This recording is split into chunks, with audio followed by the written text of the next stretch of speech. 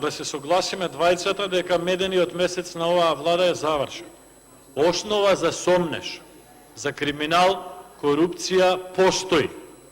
Десетици и десетици скандали се отворени од помал и од поголем карактер.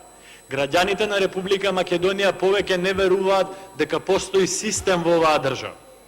Не веруваат ни во обвинителство, ни во судство, ни во инспекции, ни во ништо.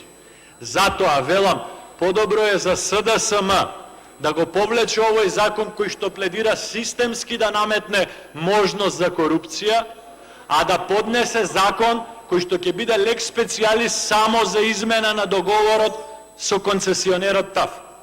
Во тој случај, ние како опозиција ќе немаме право да ги држиме овие дискусии, напротив, веројатно ќе треба да дадеме поддршка со нашите гласови, како што дадовме поддршка за другите два закони за автопатите на кои што се повика. Затоа, мислам дека со мнозинство, да докажам мислата, благодарам господине Џафери, пратеничкото мнозинство во парламентот ќе покаже дали е дел од коруптивната атмосфера во владата или навистина може да застане и да се спротивстави. Благодарам.